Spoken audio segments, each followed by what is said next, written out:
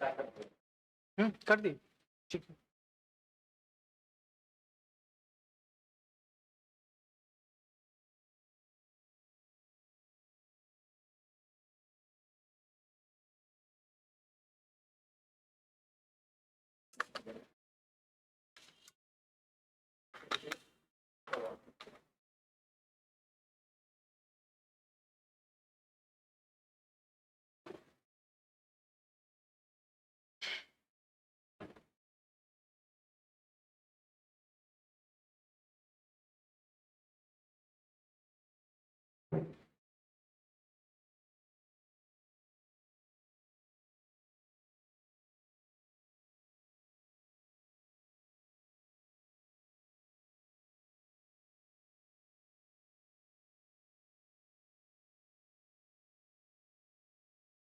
तो चलिए हम लोग स्टार्ट करते हैं अपनी ज्योग्राफी की थर्ड क्लास, है ना।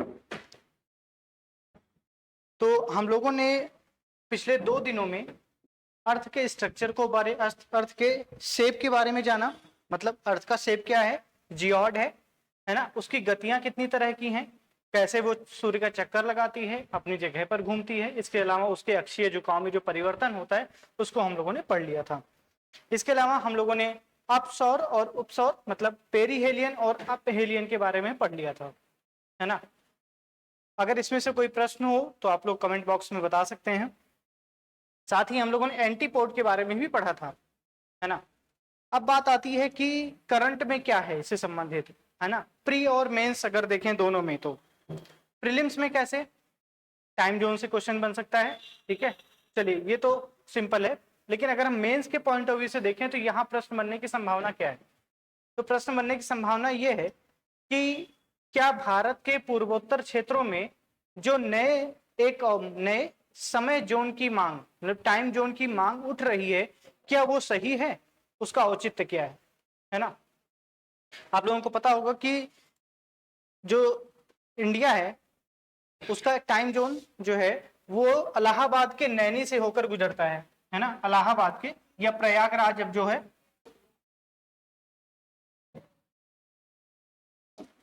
प्रयागराज के नैनी से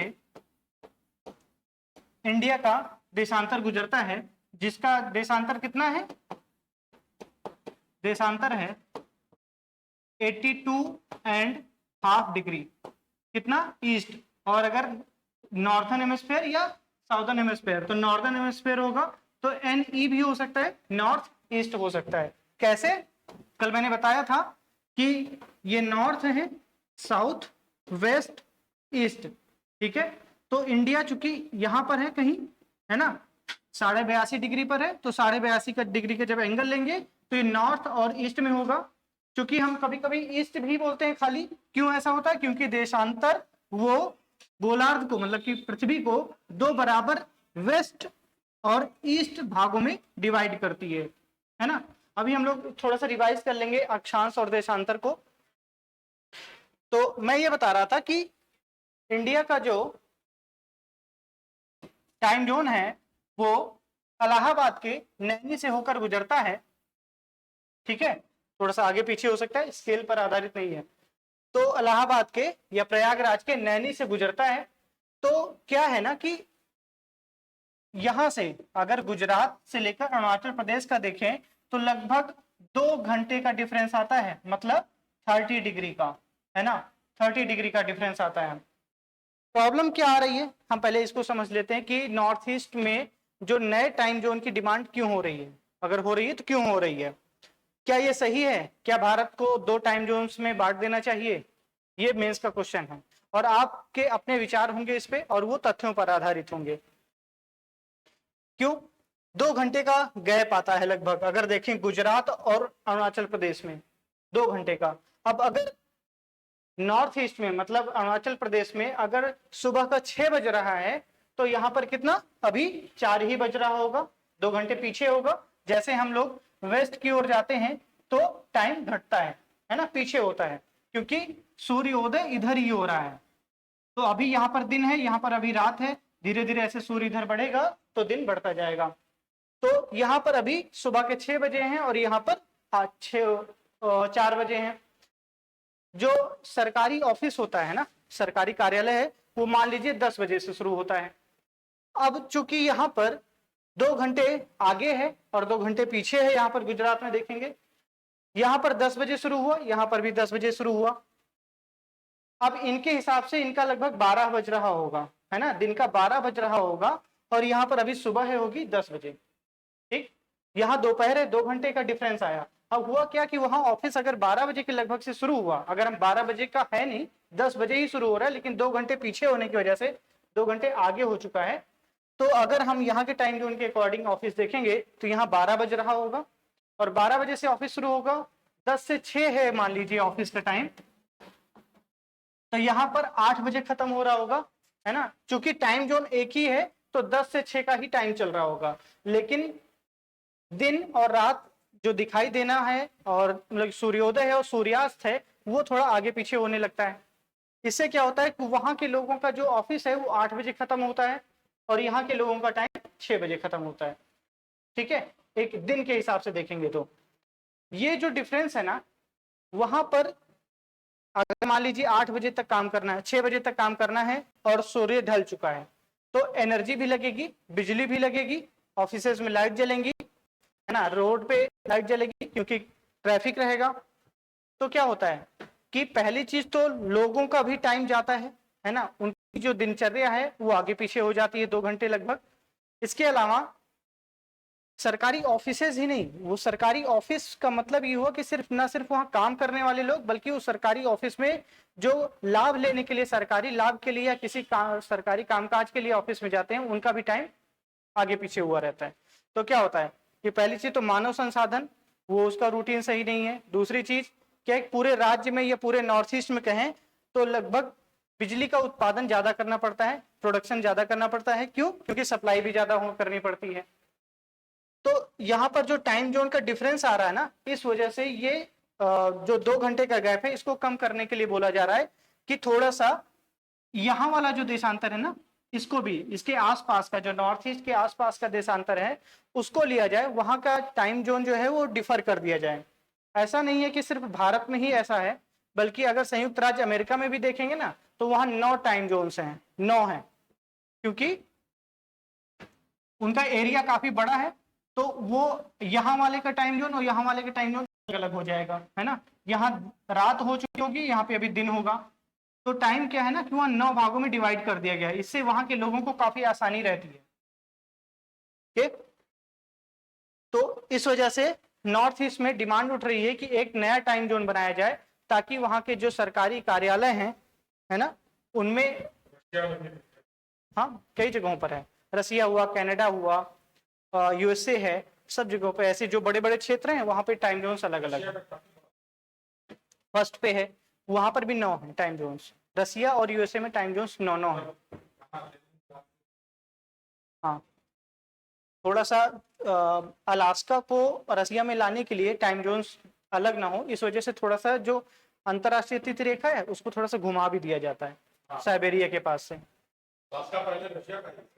हाँ, उसको उन्होंने बेच दिया था यूएसए को।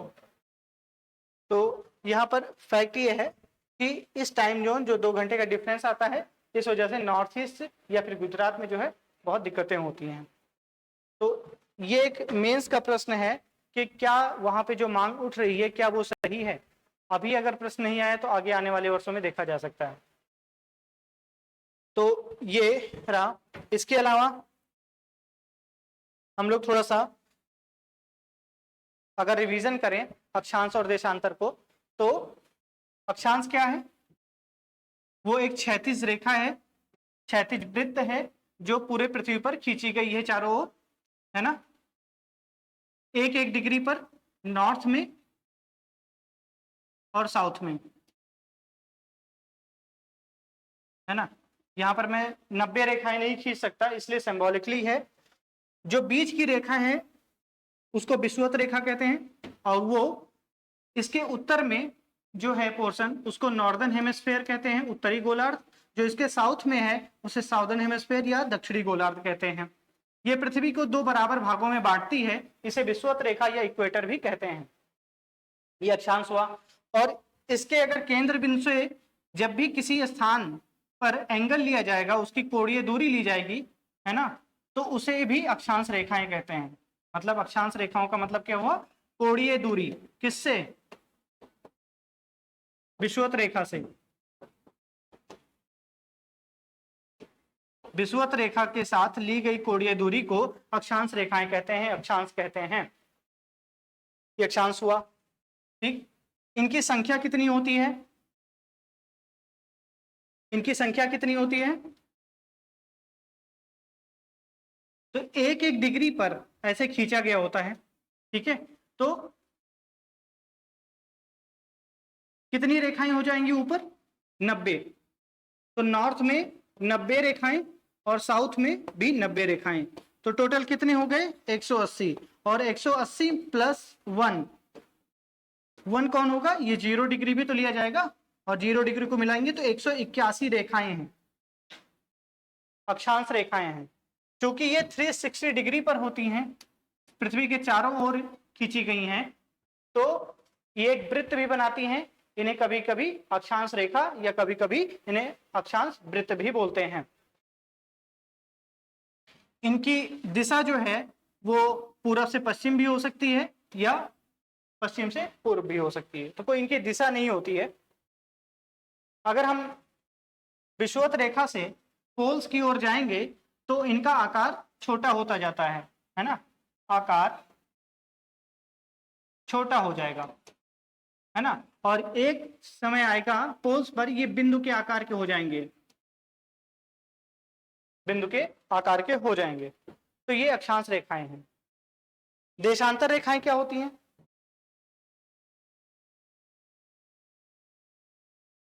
देशांतर रेखाएं, पहले तो इसको समझते हैं। ये रहा नॉर्थ पोल और ये रहा साउथ पोल। नॉर्थ पोल और साउथ पोल को मिलाने वाली जो काल्पनिक रेखा खींची गई है उसे देशांतर रेखा कहते हैं। वो सॉरी, इसको जो है प्रधान मध्यांतर रेखा, मध्यांत या प्रधान यामोत्तर रेखा कहेंगे, यामोत्तर कहेंगे, प्रधान यामोत्तर, प्राइम मेरिडियन, प्राइम मेरिडियन कहते हैं इसको। ये कहां से गुजरती है? तो ये लंदन के ग्रीनविच शहर से गुजरती है। लंदन के ग्रीनविच शहर में एक वेधशाला है, एक प्रयोगशाला है, वहां से ये लाइन जाती है। ठीक है, जैसे विषुवत रेखा को माना गया था कि पृथ्वी के बीचों बीच से जाती है, वैसे ही इसको भी मान लिया गया कि पृथ्वी को वेस्ट और ईस्ट में डिवाइड करती है। ठीक है, कितनी देशांतर रेखाएं हैं? तो वेस्ट में 180 और ईस्ट में 180। ठीक है, याद रखिए, फैक्ट है, वेस्ट में 180 और ईस्ट में 180 रेखाएं हैं टोटल। ये नॉर्थ पोल या से चलकर साउथ पोल की ओर जाती हैं, उल्टा भी हो सकता है, कोई डायरेक्शन नहीं है इनकी, है ना।